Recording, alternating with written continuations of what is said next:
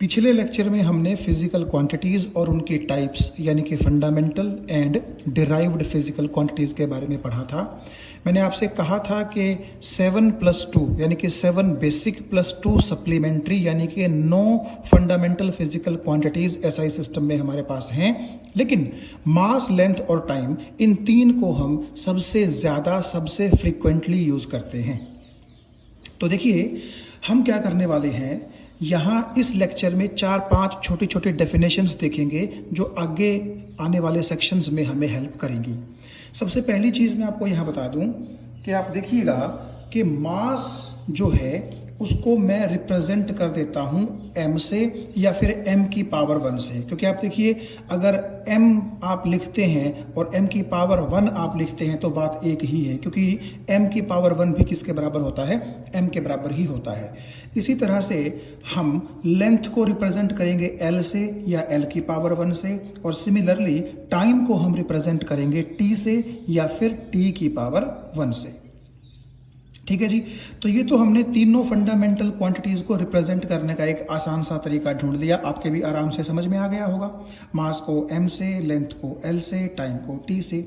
लेकिन अगर आपसे कोई ये कहे कि भाई ऐसा करो, मास को ही लिखो, मतलब कि लिखना तो आपने मास ही है लेकिन उसके अंदर लेंथ भी आए और उसके अंदर टाइम भी आए, ये बड़ी पिक्यूलियर सी सिचुएशन, एक विचित्र सी सिचुएशन आपके सामने आ जाएगी। अब इसका मीनिंग क्या है ये समझिए। देखिए हमारे पास तीन, मैंने आपसे कहा कि फंडामेंटल फिजिकल क्वांटिटीज हैं, उनमें से आपसे ये कहा गया है कि मास के बारे में एक्सप्रेशन लिखिए इंक्लूडिंग लेंथ एंड टाइम, यानी कि लेंथ और टाइम भी उसमें इंक्लूड हो, मतलब एक्सप्रेशन ऐसा हो जिसमें मास भी आपको नजर आए, लेंथ भी नजर आए, टाइम भी नजर आए। वैसे तो आपको पता है कि मास में तो केवल काम m का है, लेंथ का l और टाइम का t, उसका कोई काम नहीं है। तो हमने क्या किया, हमने इस तरीके से उसको लिख लिया कि अगर मास को लिखना है और इंक्लूड उसमें लेंथ और टाइम दोनों करने हैं तो m की पावर 1 लिख दी, l की पावर 0 लिख दिया, t की पावर 0 लिख दिया। तो इस एक्सप्रेशन में आप देखिएगा, इस एक्सप्रेशन में उसकी जिद पूरी हो गई बंदे की, जिसने ये कहा था कि मास का एक्सप्रेशन भी आना चाहिए, लेंथ का भी एक्सप्रेशन आना चाहिए और टाइम का भी एक्सप्रेशन आना चाहिए। एक्सप्रेशन आ गया, लेकिन आप समझते हैं इस पूरे के पूरे एक्सप्रेशन में वैल्यू सिर्फ m की है, क्योंकि आप जानते हैं l की 0 भी किसके बराबर होती है, 1 के बराबर, और t की 0 भी किसके बराबर होती है, 1 के बराबर होती है। ठीक है, तो m की पावर 1 का तो मतलब हो गया सिंपली m, l की पावर 0 का मतलब हो गया इंटू 1 और t की पावर 0 का मतलब हो गया इंटू 1। सो m इंटू 1 इंटू 1, तो कुल मिलाकर के m ही बचा। तो इसका मतलब है हमने बेसिकली इस एक्सप्रेशन से किसको रिप्रेजेंट कर दिया, मास को रिप्रेजेंट कर दिया। सिमिलरली आप समझ गए होंगे, अगर लेंथ को हमें ऊपर वाले तरीके से ही रिप्रेजेंट करना पड़े तो m को भी 0 कर देंगे और t की पावर भी 0 कर देंगे, केवल l की पावर 1 रखेंगे। और आप समझ गए होंगे कि अगर टाइम को भी इसी तरीके से रिप्रेजेंट करना पड़े तो हम t की पावर 1 कर देंगे, बाकी दोनों की पावर 0 कर देंगे। तो यहाँ तक हमने यही सीखा कि हम क्या कर सकते हैं, किसी भी फिजिकल क्वांटिटी को मास, लेंथ और टाइम के रूप में रिप्रेजेंट कर सकते हैं। और ख़ास तौर पर अभी तो मैंने इन्हीं तीनों को रिप्रेजेंट किया है, मास को, लेंथ को और टाइम को।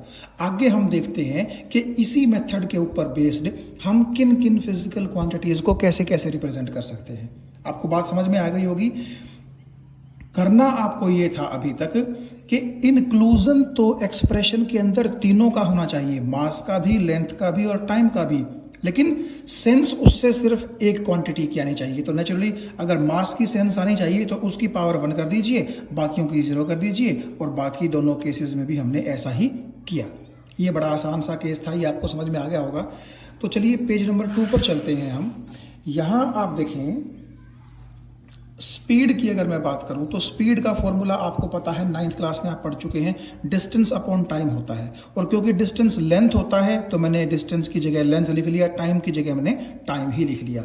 अब देखिए लेंथ को मैं क्या l की पावर 1 लिख सकता हूं, बिल्कुल। टाइम को क्या मैं t की पावर 1 लिख सकता हूं, बिल्कुल लिख सकता हूं। तो देखिएगा जब ये t की पावर 1 ऊपर जाएगा तो आप जानते हैं कि ऊपर जाके t की पावर क्या हो जाएगा, -1। तो L की पावर 1 और T की पावर -1। लेकिन हमने मास भी तो लिखना है, तो नेचुरली M की पावर कितनी कर देते हैं, 0 कर देते हैं हम। तो आप ऐसा बोल सकते हैं कि इस एक्सप्रेशन ने बेसिकली किसको रिप्रेजेंट किया है, स्पीड को रिप्रेजेंट किया है। आप ध्यान दीजिएगा, ठीक है। आपने मास की पावर लेंथ की पावर 1 कर रखी है, टाइम की पावर -1 कर रखी है और मास की पावर 0। मैंने आपसे कहा कि मास, लेंथ और टाइम आनी चाहिए तीनों फिजिकल क्वांटिटीज आनी चाहिए तीनों फिजिकल क्वांटिटीज, लेकिन जो नहीं प्रेजेंट है उसकी पावर हम 0 लिख देंगे। सिमिलरली एरिया आप जानते हैं लेंथ इनटू ब्रेड्थ होता है, तो लेंथ भी लेंथ होती है और ब्रेड्थ भी क्या होती है, लेंथ। तो लेंथ को भी L की पावर 1, ब्रेड्थ को भी L की पावर 1 लिखा, तो L की पावर 2 हो गया। अब क्योंकि इसमें केवल L है, ना मास है ना टाइम है, तो M 0 कर दिया, T 0 कर दिया।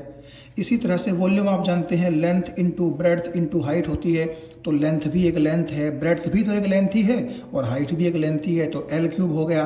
तो L³ हो गया तो M की 0 और T की 0 पुट कर दीजिए। तो ये चीज़ किसको रिप्रेजेंट कर रही है, वॉल्यूम को रिप्रेजेंट कर रही है। सिमिलरली आप देखिए डेंसिटी जो होती है वो होती है मास बाय वॉल्यूम, तो मास की जगह मैंने लिख दिया M की पावर 1 और वॉल्यूम को ऊपर से आप देखिए मैं L की पावर 3 लिख सकता हूं, तो L की पावर 3 लिख दिया। तो जब ये L की पावर 3 ऊपर जाएगी तो -3 हो जाएगी। टाइम इसमें है नहीं लेकिन लिखना है, तो नेचुरली हमने क्या कर दिया, T की पावर 0 कर दी। तो ये जो ऊपर मैंने आपको 3-4 एग्जाम्पल्स दिए हैं, इन एग्जाम्पल्स में आप एक चीज़ तो देखिएगा कि चाहे डेंसिटी हो, चाहे वॉल्यूम हो, चाहे एरिया हो, चाहे स्पीड हो, ये हैं तो फिजिकल क्वांटिटीज ही। और इन फिजिकल क्वांटिटीज को आप क्या कर रहे हैं, मास, लेंथ और टाइम यानी कि 3 फंडामेंटल क्वांटिटीज के रूप में रिप्रेजेंट कर रहे हैं। और ऐसा करने के लिए आपको क्या करना पड़ा, ऐसा करने के लिए आप जरा चारों को गौर से देखिएगा। हर एक एक्सप्रेशन में मास की पावर, लेंथ की पावर और टाइम की पावर आपने कुछ कुछ जो है वो रेज करके रखी है, कुछ कुछ चढ़ा के रखी है। अब कुछ का मतलब ये है, हो सकता है आपको लगे कि यहाँ भी मास की पावर 0 है स्पीड के केस में, एरिया के केस में भी स्पीड की पावर 0 है, वॉल्यूम के केस में भी स्पीड की पावर 0 है। लेकिन आप ध्यान से देखेंगे, अगर स्पीड के केस में L की पावर 1 है, एरिया के केस में L की पावर 2 है और वॉल्यूम के केस में L की पावर 3 है, तो ऐसा नहीं होगा। हो सकता है एक फिजिकल क्वांटिटी या 2 फिजिकल क्वांटिटीज की पावर आपको सेम मिल जाए, लेकिन तीनों की सेम मिल जाए, ऐसा नहीं होगा। ऊपर के 4 एग्जांपल्स की मैं बात कर रहा हूं, ठीक है। तो आप क्या कर रहे हैं, आप ये देखिएगा, ये मास, लेंथ और टाइम जिनकी पावर में आपने ये कुछ चढ़ा रखा है, कुछ नंबर्स चढ़ा रखे हैं जिनकी पावर में, ये तीनों फंडामेंटल फिजिकल क्वांटिटीज हैं। और आप कर क्या रहे हैं, अगर एक लाइन में मैं आपको बताऊं बिल्कुल सिंपल शब्दों में, आप इन तीनों फंडामेंटल फिजिकल क्वांटिटीज की पावर में कुछ नंबर्स चढ़ा करके कर क्या रहे हैं, आप किसी डिराइव्ड या किसी भी और फिजिकल क्वांटिटी को क्या कर रहे हैं, रिप्रेजेंट कर रहे हैं। एक बार फिर से मैं ये लाइन रिपीट कर दूं, 3 फंडामेंटल फिजिकल क्वांटिटीज की पावर्स में अलग अलग नंबर, अलग अलग बार चढ़ा करके आप अलग अलग फिजिकल क्वांटिटीज को क्या कर रहे हैं, रिप्रेजेंट कर रहे हैं। यही जो पावर्स होती हैं, यही पावर्स, इन्हीं पावर्स को बोला जाता है डायमेंशंस। एक बार फिर से मैं बोल दूं, इन्हीं पावर्स को बोला जाता है क्या, डायमेंशंस। तो देखिए, क्या अगर हमें डायमेंशंस की डेफिनेशन देनी हो तो हम इस तरीके से दे सकते हैं कि डायमेंशंस, आप एक बार पहले ध्यान से देख लीजिए कि डायमेंशंस होती क्या है, सिर्फ आपकी जो 3 फंडामेंटल फिजिकल क्वांटिटीज है उनके ऊपर चढ़ाई जाने वाली पावर्स हैं। ये इन पावर्स का ही नाम डायमेंशन रखा गया है। पहली बात आपको समझ में आ गई, ठीक है। तो आप क्या कहेंगे हिंदी में, अगर हम बोलें कि किन्हीं भी फंडामेंटल फिजिकल क्वांटिटीज की पावर्स को ही क्या कहा जाता है, डायमेंशंस कहा जाता है। लेकिन ये पावर्स चढ़ाई क्यों जाती हैं इन फंडामेंटल फिजिकल क्वांटिटीज के ऊपर, ताकि हम इन 3 फंडामेंटल क्वांटिटीज के ऊपर पावर चढ़ा करके किसी भी और फिजिकल क्वांटिटी को, किसी भी डिराइव्ड फिजिकल क्वांटिटी को क्या कर सकें, रिप्रेजेंट कर सकें, ठीक है। तो ये हिंदी में इनकी डेफिनेशन हो गई। एक बार फिर से देखिएगा, क्योंकि थोड़ा सा ये बेसिक चीज़ है और आपको समझ में ये चीज़ ज़रूर आनी चाहिए आगे के लिए। ठीक है। 3 फंडामेंटल फिजिकल क्वांटिटीज यानी कि मास, लेंथ, टाइम की पावर में चढ़ाए गए वो नंबर्स, जिन नंबर्स को इन तीनों के ऊपर चढ़ा करके हम किसी भी फिजिकल क्वांटिटी को रिप्रेजेंट कर सकते हैं, वो नंबर्स ही क्या कहलाते हैं, वो पावर्स ही क्या कहलाती हैं, डायमेंशंस। ठीक है, ये आप चीज ध्यान रखिएगा, क्योंकि देखो जैसे ही ये नंबर चेंज हो जाएंगे आपके इन तीनों के द्वारा रिप्रेजेंट की गई फिजिकल क्वांटिटी भी चेंज हो जाएगी। जैसे देखिए यहाँ पर m की पावर 1 है, l की पावर -3 है, t की पावर 0 है, तो ये चीज डेंसिटी को रिप्रेजेंट कर रही है। लेकिन जैसे ही m की 1 से m की 0 हो गई, l की -3 से l की +3 हो गई, लेकिन t की 0 भले ही एक जैसा रहा, भले ही आप ये कहें कि जी एक चीज सेम है, लेकिन आप देखिए 2 चीजें चेंज हो गई ना, और 2 भी ना चेंज हो तो कम से कम एक तो चेंज मिलेगी ही मिलेगी आपको। ठीक है, तो जैसे ही ये पावर्स आपकी चेंज हो जाती हैं, आप देखिए आपके द्वारा रिप्रेजेंट की गई फिजिकल क्वांटिटी भी क्या हो जाती है, चेंज हो जाती है। तो ये पावर्स ही क्या कहलाती हैं, डायमेंशंस। अगले पेज नंबर 3 पर आप देखिएगा, मैंने इनकी डेफिनेशंस लिख दी हैं। ठीक है, दोज पावर्स यानी कि वो वाली powers which should be raised over the fundamental quantities. आप पिछला पेज फिर से पलट के देख सकते हैं, इन पावर्स को हमने m, l और t इन्हीं फंडामेंटल क्वांटिटीज के ऊपर चढ़ाया है। ये बात समझ में आ गई कि नहीं आ गई? और ऐसा क्यों किया है? In order to represent some physical quantity completely, ताकि हम ऐसा करके किसी फिजिकल क्वांटिटी को पूरी तरह से रिप्रेजेंट कर सके। इन पावर्स को ही क्या कहते हैं, डायमेंशंस। ये बात सही है, आपके समझ में आ गई होगी। वो पावर्स जो चढ़ाई जानी जरूरी हैं, किनके ऊपर? फंडामेंटल फिजिकल क्वांटिटीज के ऊपर। और क्यों चढ़ाई जानी जरूरी है, अपने आप से सवाल कीजिए, ताकि हम किसी भी और फिजिकल क्वांटिटी को पूरी रूप से रिप्रेजेंट कर सकें। उन पावर्स को ही क्या कहा जाता है, डायमेंशंस। ठीक है, अब एग्जांपल के तौर पर आप देखिएगा कि अगर आप याद करें कि पीछे मैंने आपको डेंसिटी के बारे में बताया था, तो डेंसिटी में मैंने लिखा था, ये देखिएगा ध्यान से, m की पावर 1, l की पावर -3, t की पावर 0। ठीक है, तो मास को किस पावर से रेज करना जरूरी है, पावर 1 से। लेंथ को किस पावर से रेज करना जरूरी है, -3 से। और टाइम को किस पावर से रेज करना जरूरी है, 0 से। टेक्निकली हम जो है इस एक्सप्रेशन को कैसे बोलते हैं, ये जो एक्सप्रेशन है m की पावर 1, l की पावर -3 और t की पावर 0। ठीक है, यही है ना। आप देखिए m की पावर 1, l की -3 और t की 0, इसको टेक्निकली हम कैसे बोलते हैं? टेक्निकली हम बोलते हैं, ये चीज रिप्रेजेंट किसको कर रही है, डेंसिटी को। तो हम बोलेंगे कि इन density mass has dimensions 1, length has dimensions -3 and time has dimension 0। ये मैंने यहां लिख दिया है। ठीक है, मास की डायमेंशन 1 है, लेंथ की डायमेंशन -3 है और टाइम की डायमेंशन 0 है। किसमें? डेंसिटी की बात मैं कर रहा हूं। बाकी और जो फिजिकल क्वांटिटीज हैं उनमें ये अलग अलग हो सकती हैं, और जैसे ही ये अलग हो जाएंगी, मैंने आपको बता दिया, आपकी जो रिप्रेजेंटेड फिजिकल क्वांटिटी है वो भी क्या हो जाएगी, अलग हो जाएगी। ठीक है, तो टेक्निकली हम इस तरह बोलेंगे। वैसे तो आप सिंपली लैंग्वेज में बोल सकते हैं, m की पावर 1, l की पावर -3, t की पावर 0 डेंसिटी को रिप्रेजेंट करता है, लेकिन टेक्निकली बोलेंगे कि density has 1 dimension in mass, -3 dimension in length and 0 dimension in time. These powers, only these powers, ये MLT का कोई मतलब नहीं है, these powers are called dimensions. आगे चलते हैं, ये पहली डेफिनेशन थी। उसके बाद हमारी दूसरी जो डेफिनेशन है वो रहेगी डायमेंशनल फॉर्मूला।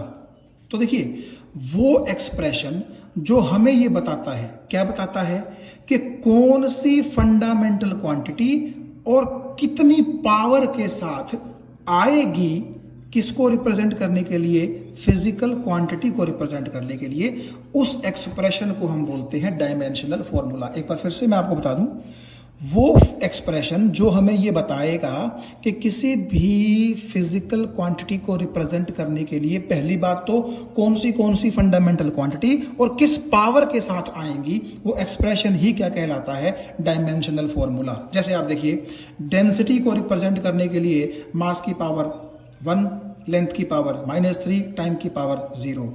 तो अगर मैं इसको एक ब्रैकेट में बंद कर दूं इस तरीके से, तो ये जो एक्सप्रेशन है इसी को क्या बोला जाता है, डायमेंशनल फॉर्मूला। क्योंकि यही हमें बताता है कि डेंसिटी को रिप्रेजेंट करने के लिए मास 1 पावर के साथ, लेंथ -3 पावर के साथ और टाइम 0 पावर के साथ एक एक्सप्रेशन में बंधे हुए हैं। ठीक है जी। तो बस आपने काम ये करना है, ये तो पीछे हम देख ही चुके हैं, जस्ट आपने एक चीज यहां करनी है कि ब्रैकेट यहां लगा देनी है। ठीक है।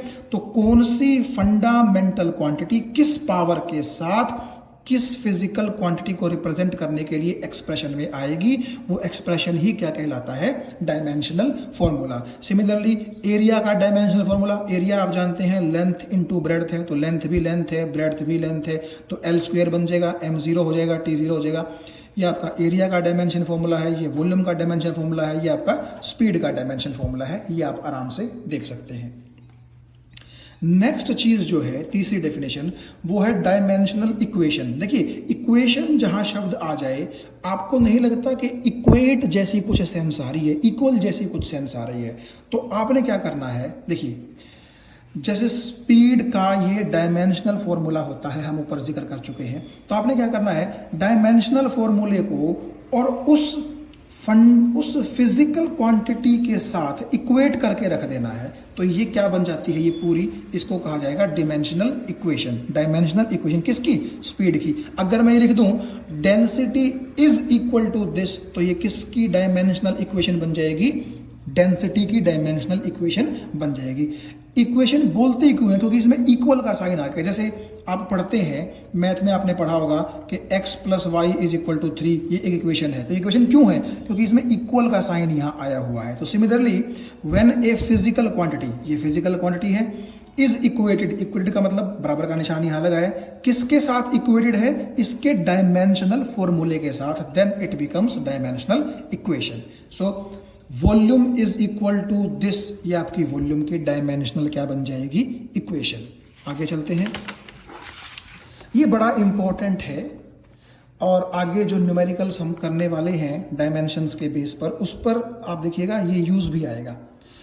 प्रिंसिपल ऑफ होमोजेनिटी, होमो शब्द का मतलब होता है एक जैसा, सेम। ठीक है। तो प्रिंसिपल का मतलब है कि ये रूल, ये सिद्धांत बोलता क्या है। ये एक बड़ा आसान सा जो है प्रिंसिपल है, जो सिर्फ इतना बोलता है कि मान लीजिए आप कह रहे हैं कि ये डायमेंशनल फॉर्मूला इस डायमेंशनल फॉर्मूले के बराबर है। आपने यहाँ बराबर का निशान लगा दिया, ये कोई डायमेंशनल इक्वेशन नहीं है, क्योंकि यहाँ पर एक डायमेंशनल फॉर्मूला दूसरे डायमेंशनल फॉर्मूले के बराबर पुट किया गया है। ऐसा नहीं है कि डायमेंशनल फॉर्मूले के बराबर में कोई फिजिकल क्वांटिटी का नाम लिखा गया है। तो these are 2 dimensional formulas, not dimensional equation. ठीक है। तो हम अगर ये बोले कि ये दोनों डायमेंशनल फॉर्मूले इक्वल हैं, तो ये चीज कब पॉसिबल हो सकती है, ये तब पॉसिबल हो सकती है जब दोनों तरफ मास की पावर आपस में बराबर हो, लेंथ की पावर आपस में बराबर हो और टाइम की पावर आपस में क्या हो, बराबर हो। यही मैंने लिखा है कि 2 डायमेंशनल फॉर्मूले तभी इक्वल हो पाएंगे जबकि दोनों साइड कॉरस्पॉन्डिंग फंडामेंटल क्वांटिटी का मतलब है कि मास की पावर मास की ही पावर के बराबर हो। ऐसा ना हो कि मास की पावर कुछ हो और यहां पर मास की पावर कुछ हो, लेकिन यहां की मास की पावर यहां की लेंथ की पावर के बराबर हो जाए ना। मास की पावर को मास की पावर से ही कंपेयर आपने करना है। ठीक है। तो तभी वो दोनों डायमेंशनल फॉर्मूले इक्वल हो सकेंगे जब आपकी दोनों साइड पर जो आपकी ये फंडामेंटल फिजिकल क्वांटिटीज हैं, इनकी पावर आपस में बराबर हो जाएं। तो देखिएगा, अगर यहां मास की पावर मैंने a लिखी है, यहां मास की पावर x लिखी है, तो a को किसके बराबर होना पड़ेगा, x के, b को किसके बराबर होना पड़ेगा, y के, और c को किसके बराबर होना पड़ेगा, z के। ठीक है। देखिए ना, हम वही तो बात कर रहे थे कि मास, लेंथ और टाइम की पावर में जो चीज चढ़ाई जाती है उन्हीं को हम क्या बोलते हैं, डायमेंशंस। तो यहाँ ए बी सी क्या है, डायमेंशंस। यहाँ पर एक्स वाई जेड क्या है, डायमेंशंस। ये जस्ट एक रिप्रेजेंट करने के लिए हमने तरीका ढूंढ दिया है, हमने नंबर्स नहीं लिखे हैं। जिस तरह से 1 -1 -2 -3, वो नंबर कुछ भी हो सकते हैं, 0 +1 -1 +2 -2 +3 -3 एंड सो ऑन। ठीक है। तो आप ये देख सकते हैं कि यहाँ पर ये ABC भी नंबर को ही रिप्रेजेंट कर रहे हैं और ये XYZ भी किसको रिप्रेजेंट कर रहे हैं, नंबर्स को ही। देखिए थोड़ा सा आपको समझाने के लिए मैं एक चीज़ बताऊं, जैसे आप जानते हैं कि फिजिक्स में वेलोसिटी ही वेलोसिटी के बराबर होती है, फोर्स ही फोर्स के बराबर होता है, वॉल्यूम ही वॉल्यूम के बराबर होती है, तो एरिया किसके बराबर होगा, एरिया के। ठीक है, तो एरिया का यहाँ डायमेंशनल फॉर्मूला देखिए आप क्या होगा, m0 L2 T0 और ये एरिया m0 L2 T0। देखो यहाँ मास की 0 है तो यहाँ भी मास की 0 है, यहाँ L की 2 है तो यहाँ भी L की 2 है, और यहाँ टाइम की 0 है तो यहाँ भी टाइम की क्या है, 0 है। इसका मतलब है ये दोनों डायमेंशनल फॉर्मूले बराबर हैं, बराबर होने भी थे भाई, क्योंकि ये भी एरिया है और ये भी क्या है, एरिया है, तो दोनों को बराबर होना ही था, इसीलिए दोनों के डायमेंशनल फॉर्मूले भी क्या होते हैं, बराबर। लेकिन अगर कोई बंदा आपसे कहे कि एरिया और वॉल्यूम बराबर होते हैं, आप हंस देंगे कि ऐसा तो होता ही नहीं है। और देखिए यही चीज़ आपको प्रिंसिपल ऑफ होमोजेनिटी से भी समझाने की कोशिश करता हूँ। एरिया के लिए हम लिखेंगे m0 L2 T0, वॉल्यूम के लिए लिखेंगे m0 L3 T0। तो कई बंदे सोचते हैं कि यार m की 0 बराबर है, t की 0 बराबर है। नहीं भाई, प्रिंसिपल ऑफ होमोजेनिटी बोलता है कि तीनों फंडामेंटल फिजिकल क्वांटिटीज की आपस की पावर बराबर होनी चाहिए। यहां पर लेंथ की पावर 2 है मगर यहां लेंथ की पावर कितनी है, 3, तो इसका मतलब है ये दोनों डायमेंशनल फॉर्मूला बराबर नहीं है। तो इन शॉर्ट अगर मैं बोलूं, प्रिंसिपल ऑफ होमोजेनिटी सिर्फ यही बोलता है कि अगर आपने 2 डायमेंशनल फॉर्मूलाज को आपस में इक्वेट कर दिया तो ये जरूरी है, ये बिल्कुल जरूरी है कि उनकी फंडामेंटल जो क्वांटिटीज हैं कॉरस्पॉन्डिंग, उनकी पावर्स को आपस में बराबर होना ही पड़ेगा। अगर वो बराबर नहीं है, मान लीजिए मैं बोलता हूं कि a is not equal to x, तो सिर्फ इसी एक काम ने यहां पर नॉट इक्वल टू का साइन लेके आ देना है, लेके आ जाना है यहां पर नॉट इक्वल टू का साइन, क्योंकि तीनों फंडामेंटल फिजिकल क्वांटिटीज की पावर्स आपस में बराबर होनी जरूरी है। केवल तभी वो डायमेंशनल फॉर्मूले दोनों क्या होंगे, आपस में बराबर होंगे, वरना नहीं होंगे। ठीक है, मास की पावर आपस में, लेंथ की पावर आपस में, टाइम की पावर आपस में बराबर होनी चाहिए। ओनली तभी जाकर के वो डायमेंशनल फॉर्मूले एक जैसे होंगे, बराबर होंगे। होमोजेनिटी का यही मतलब है। अब देखिए कुछ डायमेंशनल फॉर्मूले आप अगर देखेंगे बुक में तो वो दे रखे हैं, लेकिन कुछ डायमेंशनल फॉर्मूले ऐसे हैं जो आपको 11वीं में आगे आने वाले चैप्टर्स में पढ़ने हैं और 12वीं में आने वाले चैप्टर्स में पढ़ने हैं। तो नेचुरली उन फिजिकल क्वांटिटीज़ के बारे में जब आपने पढ़ा ही नहीं तो आप उनके डायमेंशनल फॉर्मूले भी नहीं लिख सकते हैं। अभी के लिए बोल रहा हूँ, ठीक है ना।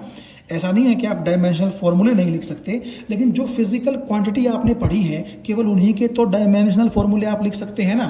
अब मान लीजिए एक फिजिकल क्वांटिटी है इलेक्ट्रिक फील्ड इंटेंसिटी, वो पढ़नी ही जब आपको 12th में है, तो क्या अभी आप उसका डायमेंशनल फॉर्मूला लिख सकते हैं? नहीं।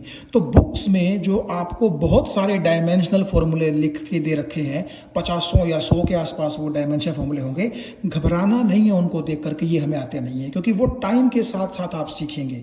ठीक है, तो फिलहाल जो आपके लिए ज़रूरी हैं और एक प्रैक्टिस के तौर पर आपको आने चाहिए वो मैं यहाँ लिख देता हूँ। देखिए एक्सेलरेशन जैसे कि आप जानते हैं चेंज इन वेलोसिटी बटा टाइम होता है, तो मैं आपको पहले भी बता चुका हूँ पिछले लेक्चर में कि चेंज इन वेलोसिटी का मतलब वेलोसिटी ही होता है बटे टाइम। वेलोसिटी को मैंने लिख लिया डिस्प्लेसमेंट अपॉन टाइम। ठीक है, तो डिस्प्लेसमेंट क्योंकि लेंथ होती है तो L की पावर 1 लिख दिया, और टाइम को आप लिख दिए T की पावर 1, इसको लिख दीजिए T की पावर 1, तो T की पावर 1 इंटू T की पावर 1 T की पावर 2 हो जाएगा। तो जब T की पावर 2 ऊपर जाएगा तो क्या होगा, L की पावर तो 1 ही रहेगी, T की पावर आप देखिएगा -2 हो चुकी है, और क्योंकि मास इंक्लूड तो करना है लेकिन है नहीं, तो मास की पावर क्या लिख दी, 0। तो ये डायमेंशनल फॉर्मूला किसका बन गया, एक्सेलरेशन का। मोमेंटम आपने 9th में पढ़ा है, मास इंटू वेलोसिटी के बराबर होता है। ठीक है, तो मास का डायमेंशन फॉर्मूला m की पावर 1 हो गया, और वेलोसिटी का डायमेंशन फॉर्मूला क्या होता है, ये पीछे हम पढ़ चुके हैं। वेलोसिटी या स्पीड ए की बात अभी आप मान के चल दीजिए। ठीक है, ये देखिए ये रहा। तो आप क्या कर सकते हैं, m0 L1 T-1 यहाँ पुट कर सकते हैं, तो आप यहाँ पुट कर देंगे। तो देखिए आप इस तरह भी कर सकते हैं कि मास की जगह तो आपने लिखा m की 1, ठीक है, और बीच में क्योंकि इनटू का साइन है मल्टीप्लीकेशन, और स्पीड का क्या है m0 L1 T-1, m0 L1 T-1। तो देखो m की 1 m की 0, तो कुल मिला के m की 1 ही हुआ, क्योंकि अगर बेस सेम हो तो पावर जुड़ जाती है। L की 1 रहा और T की कितना रहा, -1। तो ये आपका डायमेंशन फॉर्मूला किसका बन गया, मोमेंटम का, ठीक है। वरना आप वेलोसिटी को ऐसे भी लिख सकते हैं, डिस्टेंस अपॉन टाइम या डिस्प्लेसमेंट अपॉन टाइम, जैसा भी आपका दिल करे। तो ये आप सॉल्व करेंगे तो आपके पास ये मोमेंटम का क्या आ जाएगा, डायमेंशनल फॉर्मूला। फिर फोर्स आप जानते हैं F is equal to m में होता है मास इनटू एक्सेलरेशन, 9वीं में आप पढ़ चुके हैं। तो मास का डायमेंशन फार्मूला m⁴, एक्सेलरेशन का डायमेंशन फार्मूला आप ये उठा लीजिए ऊपर से, ठीक है। जब आप इनको मल्टीप्लाई करेंगे तो आपके पास ये आ जाएगा। सिमिलरली वर्क आपने 9th में पढ़ा था, फोर्स इनटू डिस्प्लेसमेंट के बराबर होता है, फोर्स इनटू डिस्टेंस के बराबर होता है। तो फोर्स का डायमेंशन फार्मूला ऊपर आप निकाल चुके हैं, डिस्टेंस को सिर्फ L⁴ लिख दीजिए, ये आपके पास फोर्स का आ गया, ठीक है। वर्क का आ गया, क्योंकि ये फोर्स का है और इनटू डिस्टेंस है, तो ये आपके पास वर्क का डायमेंशन फॉर्मूला आ जाएगा। अब देखिए, वर्क और एनर्जी एक ही चीज होती है। मैं आपको बड़े आसान शब्दों में बता दूं, क्योंकि सभी को हम जूल में मेजर करते हैं, वर्क को भी जूल में और एनर्जी को भी जूल में। इसलिए जो डायमेंशनल फॉर्मूला वर्क का होगा, यानी कि m1 L2 T-2, वही आपका एनर्जी का होगा। और एनर्जी चाहे किसी भी तरह की हो, काइनेटिक एनर्जी हो, पोटेंशियल एनर्जी हो और हीट एनर्जी हो, कुछ भी हो, ठीक है। पावर आप जानते हैं वर्क अपॉन टाइम होता है, ये भी आप 9th में पढ़ चुके हैं। तो जो फिजिकल क्वांटिटीज आप पहले पढ़ चुके हैं, केवल उन्हीं के बारे में मैं आपको डायमेंशनल फॉर्मूलाज लिखना सिखा रहा हूं। वर्क अपॉन टाइम, वर्क का डायमेंशन फॉर्मूला ऊपर से लिख लीजिए, टाइम को T⁴ लिख दीजिए, ठीक है। जब आप सॉल्व करेंगे तो आपके पास ये आ जाएगा। सिमिलरली प्रेशर आप जानते हैं कि कितना फोर्स कितने एरिया पे लगाया जा रहा है, फोर्स अपॉन एरिया, ये आप निकाल सकते हैं आराम से, ठीक है। अब देखिएगा, 9th में आपने ये यूनिवर्सल लॉ ऑफ ग्रेविटेशन पढ़ा था कि अगर ये मास m1 है, ये मास m2 है, इनके बीच का डिस्टेंस अगर r है, तो जो दोनों एक दूसरे को अट्रैक्ट करते हैं आपस में ग्रेविटेशनल फोर्सेस से, उस फोर्स का फॉर्मूला ये होता है F is equal to capital G m1 m2 divide by r²। यहाँ पर कैपिटल G को हम बोलते थे यूनिवर्सल ग्रेविटेशनल कॉन्स्टेंट, आपको याद होगा 9th में आप पढ़ चुके हैं ये। तो अगर आपसे कोई कहे कि यूनिवर्सल ग्रेविटेशनल कांस्टेंट G का डायमेंशनल फॉर्मूला क्या होगा, तो आप क्या करें, इस फॉर्मूला से G को रख लें एक तरफ, बाकी सब चीजों को एक तरफ ले जाएं। तो आप देखिएगा, जो कैपिटल G है वो आपका किसके बराबर होगा, F into r² divide by m1 into m2। पीछे से फोर्स का डायमेंशन फॉर्मूला लिखिए, और क्योंकि ये r का स्क्वायर है, तो r तो क्या है, डिस्टेंस है, तो डिस्टेंस का मतलब है हमें लिखना पड़ेगा L, लेकिन क्योंकि इसका स्क्वायर है तो क्या हो जाएगा, L का स्क्वायर। और नीचे मास m⁴ इंटू दूसरा मास m⁴। तो जब आप इन सब को सॉल्व करेंगे तो आपके पास डायमेंशनल फॉर्मूला ये आ जाएगा। तो ये आपका डायमेंशनल फॉर्मूला हुआ किसका, यूनिवर्सल ग्रेविटेशनल कांस्टेंट G का। ये इसका नहीं है, स्मॉल g का। स्मॉल g होती है एक्सेलरेशन ड्यू टू ग्रेविटी, और क्योंकि चाहे ये किसी की वजह से भी एक्सेलरेशन हो, जैसे हम बोल रहे हैं कि ये ग्रेविटी की वजह से एक्सेलरेशन है तो ये एक्सेलरेशन ना, तो इसका डायमेंशनल फॉर्मूला कौन सा होगा, वो वही होगा जो आपने पीछे एक्सेलरेशन का देखा था, यानी कि ये L1 T-2। कई जो बंदे हैं वो बोलते वक्त L1 T-2 बोल देते हैं, m क्योंकि 0 है तो वो कंसीडर इसको नहीं करते, बल्कि कई लोग और शॉर्ट में चलते हैं, LT-2 बोल देते हैं, क्योंकि जब पावर 1 ही है तो क्या बोलनी है उसको, ठीक है। तो ये तो कोई ऐसी चीज़ नहीं है जिससे आप घबराएं, ठीक है जी। तो स्मॉल g क्योंकि एक्सेलरेशन है तो उसकी डायमेंशंस एक्सेलरेशन की ही जैसी होंगी, लेकिन ये कैपिटल G आपका यूनिवर्सल ग्रेविटेशनल कांस्टेंट है, तो इसके डायमेंशंस निकालने का तरीका मैंने आपको बता दिया। बेसिकली आपको फॉर्मूला पता होना चाहिए किसी भी फिजिकल क्वांटिटी का, ठीक है। और उसमें क्या करना है आपको, बाकी जो फिजिकल क्वांटिटीज हैं उनकी डायमेंशंस या उनके डायमेंशनल फॉर्मूला रख दीजिए और उसकी खुद की डायमेंशनल फॉर्मूला आ जाएगा, ठीक है। एंगल आपने 10th में पढ़ा होगा, जैसे कि मान लीजिए ये एक सर्कल है और ये पॉइंट A है और ये पॉइंट B है, तो A से B के बीच में ये जो कर्व्ड लाइन है इसको हम बोलते हैं आर्क। मतलब इस तरह से ये कर्व्ड लाइन है, इसको बोलते हैं आर्क। और अगर आर्क के पॉइंट B को भी सेंटर से, पॉइंट A को भी सेंटर से मिला दिया जाए तो देखिए इनके बीच में एंगल थीटा बनता है, ये भी R रेडियस है, ये भी R रेडियस है। तो थीटा का फॉर्मूला आपने 10th में जरूर पढ़ा होगा, length of the arc divide by length of the radius, L by R, ये एंगल का फॉर्मूला होता है। तो मैंने लिखा angle is equal to arc upon radius.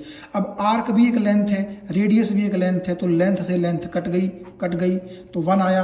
तो आप इसको क्या लिख सकते हैं, m⁴0 क्योंकि वो भी 1 होता है, L⁴0 क्योंकि वो भी 1 होता है, T⁴0 वो 1 होता है, 1 इंटू 1 इंटू 1 तो 1। तो आपने एंगल का ये डायमेंशनल फॉर्मूला लिख दिया, लेकिन एंगल को डायमेंशन लेस बोल सकते हैं आप, बोल क्या सकते हैं, बोलेंगे, क्योंकि डायमेंशंस है ही नहीं, इसकी भी जीरो डायमेंशन, इसकी भी जीरो डायमेंशन, इसकी भी जीरो डायमेंशन। तो या तो आप इसको डायमेंशन लेस बोल दें या इसको इस तरीके से लिख दें, बात एक ही है। ठीक है, ये जो फॉर्मूला है आपने 10th में जरूर पढ़ा होगा। आगे चलता हूं मैं। अब आपके जो ट्रिग्नोमेट्रिक रेशियोज होते हैं, ट्रिग्नोमेट्रिक रेशियो जैसे sine theta, cos theta, tan theta वगैरह वगैरह, ये भी डायमेंशन लेस होते हैं। जो चीज डायमेंशन लेस है इसका मतलब उनकी डायमेंशन है ही नहीं, या फिर हम ये बोल सकते हैं कि उनकी डायमेंशन जीरो है। तो इसीलिए आप उनको m0, L0, T0 से भी क्या कर सकते हैं, रिप्रेजेंट कर सकते हैं। क्यों है sine cos tangent dimension less? क्योंकि आपको पता है राइट एंगल ट्रायंगल में आपने पढ़ा होगा वो कि जो साइन थीटा होता है वो P बाय H के बराबर होता है, परपेंडिकुलर बाय हाइपोटेनस। अब परपेंडिकुलर भी क्या है, एक लेंथ है, हाइपोटेनस भी एक लेंथ है, लेंथ से लेंथ कट गई, सिर्फ क्या बचा 1, जिसको आप m0, L0, T0 लिख सकते हैं। तो ये कोस थीटा भी, टेन थीटा भी, ये सारे दो साइड्स का रेशियो ही तो हैं। तो इसलिए सभी ट्रिग्नोमेट्रिक रेशियोज जो यहाँ पे साइन, कोस, टेंजेंट, सीकेंट, कोटेंजेंट, कोसिकेंट वगैरह, ये सारे कैसे आएंगे आपके पास, डायमेंशन लेस। फ्रीक्वेंसी 9th में आप पढ़ चुके हैं। फ्रीक्वेंसी की यूनिट होती है हर्ट्ज, और हर्ट्ज को हम लोग पर सेकंड भी बोलते हैं। ठीक है, तो पर सेकंड का मतलब है 1/सेकंड, और सेकंड आप जानते हैं हमें किसकी सेंस देता है, टाइम की। तो इसलिए फ्रीक्वेंसी का फॉर्मूला होता है 1/t। ठीक है, तो आप इस तरह आप इसको लिख सकते हैं फ्रीक्वेंसी को। तो क्योंकि t ऊपर जाएगा तो -1 हो जाएगा, ना मास है ना लेंथ है, तो ये आपकी फ्रीक्वेंसी का डायमेंशनल फॉर्मूला बन गया। तो इस तरह से आपको अगर लगता है अपनी बुक में पढ़ करके हाँ भाई हम इस फिजिकल क्वांटिटी के साथ फेमिलियर हैं, तो आप उसका डायमेंशनल फॉर्मूला अपनी कॉपी में निकाल सकते हैं। वरना जितने मैंने आपको बताए हैं कम से कम अभी तक समझने के लिए आपके पास काफ़ी मैटर हो गया है। अब देखिए वेरिएबल्स और कॉन्स्टेंट्स। वेरिएबल का मतलब होता है ऐसी चीज जो वेरी करे अपनी वैल्यू को, मतलब चेंज करती रहे। जैसे आप देखिएगा एरिया जो है, क्या उसकी वैल्यू कॉन्स्टेंट होती है? नहीं। एक क्रिकेट का जो ग्राउंड है उसका एरिया बहुत बड़ा होता है, जबकि आपके घर का जो एक रूम है उसका एरिया बड़ा छोटा होता है तो एरिया ही दोनों, लेकिन वैल्यू तो अलग है। सपोज कीजिए एक एरिया है 10 सेंटीमीटर स्क्वायर और एक एरिया है 10 मीटर स्क्वायर, तो बड़ा और छोटा एरिया है कि नहीं है? तो एरिया है तो एरिया ही, लेकिन वो सिचुएशन के अकॉर्डिंग अपनी जो वैल्यू है वो क्या कर सकता है, चेंज कर सकता है। इसलिए उसको क्या बोलते हैं हम लोग, वेरिएबल्स। और कॉन्स्टेंट्स किसको बोलते हैं? कॉन्स्टेंट्स को आप इस तरह समझ सकते हैं कि जो चीज़ें अपनी वैल्यू चेंज नहीं करती, जो फिक्स होती हैं, उनको हम क्या बोलते हैं, कॉन्स्टेंट्स बोलते हैं। जैसे 2, 3, पाई की वैल्यू 22/7 इंडिया में भी है, 22/7 वर्ल्ड की किसी और कंट्री में भी होगी। ऐसा नहीं है कि इंडिया में इसकी वैल्यू 22/7 है और किसी और कंट्री में जाकर के इसकी वैल्यू 7/22 हो जाएगी, ऐसा कुछ नहीं है। तो जो चीज़ें फिक्स हैं, जो चेंज नहीं करती, उनको कहा जाता है कॉन्स्टेंट्स, और जो चीज़ें खुद को चेंज करती रहती हैं उनको बोलते हैं वेरिएबल्स। देखिए वेरिएबल्स दो तरह के होते हैं, एक तो होते हैं डायमेंशनल वेरिएबल और एक होते हैं डायमेंशन लेस वेरिएबल। नाम से ही आपको पता चल गया होगा। डायमेंशन लेस का मतलब है कि वो वेरिएबल्स जिनका कोई डायमेंशंस नहीं होता, जिनका कोई डायमेंशनल फॉर्मूला नहीं होता। एग्जांपल के तौर पर आप एंगल देख लीजिए। एंगल मैंने अभी आपको पीछे बताया था, एंगल होता है length of the arc divide by length of the radius. तो ये डायमेंशन लेस क्वांटिटी है कि नहीं है? ठीक है, डायमेंशन लेस का मतलब इसका डायमेंशंस नहीं है, इसका डायमेंशन फॉर्मूला नहीं है। ठीक है भाई, m0, L0, T0 होना कोई डायमेंशनल फॉर्मूला नहीं है, इट इज डायमेंशन लेस। और मैं वेरिएबल क्यों बोल रहा हूं उसको? क्योंकि देखिए एंगल 30 डिग्री का भी होता है, एंगल 90 का भी होता है, इवन बहुत सारी वैल्यूज पॉसिबल हैं। तो इसका मतलब है अलग अलग केस में एंगल की वैल्यू जो है वो वेरी करती है और वो डायमेंशन लेस है, तो वो डायमेंशन लेस वेरिएबल है। ठीक है जी। आप देखिएगा दूसरे जो वेरिएबल मैंने बोले वो है डायमेंशनल वेरिएबल, यानी कि ऐसे वेरिएबल जिनका डायमेंशनल फॉर्मूला होता है, जिनके पास डायमेंशंस होती हैं। जैसे एरिया, वॉल्यूम, फोर्स। हर एक एरिया सेम नहीं होता, वॉल्यूम भी अलग अलग होती है, किसी जगह वॉल्यूम कुछ, किसी जगह वॉल्यूम कुछ। फोर्स कभी आपने कम लगा दिया, कभी ज़्यादा लगा दिया, तो उसकी वैल्यू भी वेरी करती रहती है, लेकिन इन सभी का डायमेंशनल फॉर्मूला होता है। तो जिन वेरिएबल्स का डायमेंशनल फॉर्मूला होता है वो डायमेंशनल वेरिएबल होते हैं, और जिन वेरिएबल्स का डायमेंशनल फॉर्मूला नहीं होता उनको बोलते हैं dimension less variable. Similarly constant भी दो तरीके के होते हैं, डायमेंशनल कांस्टेंट और डायमेंशन लेस कांस्टेंट। जैसे वो कांस्टेंट्स जिनका कोई डायमेंशनल फॉर्मूला नहीं होता वो डायमेंशन लेस कांस्टेंट्स हैं, जैसे 2, 3, पाई। क्या 2 का कोई डायमेंशन फॉर्मूला होता है? नहीं होता। देखिए 2 में ना तो मास आता है, ना लेंथ आती है, ना टाइम आता है, तो हम इसको लिख सकते हैं m0, l0, t0। 3 को भी इसी तरह लिख सकते हैं, पाई को भी इसी तरह लिख सकते हैं। तो ये हैं तो कांस्टेंट लेकिन इनकी डायमेंशंस नहीं है, इसीलिए इनको बोलते हैं डायमेंशन लेस कांस्टेंट। फिर डायमेंशनल कांस्टेंट कौन से होते हैं? यानी कि ऐसे कांस्टेंट जिनका डायमेंशनल फॉर्मूला होता है। अभी अभी हम पढ़ के हटे हैं भाई, देखिए पीछे ये कैपिटल जी, ये कैपिटल जी का डायमेंशनल फॉर्मूला है कि नहीं है? बिल्कुल है, और ये कांस्टेंट है। इवन ये तो पूरे यूनिवर्स में कांस्टेंट है, इसीलिए तो इसका नाम क्या पड़ा है? Universal gravitational constant. ठीक है, इसकी वैल्यू भी आपने 9th में पढ़ी होगी, वो पूरे यूनिवर्स में सेम रहती है।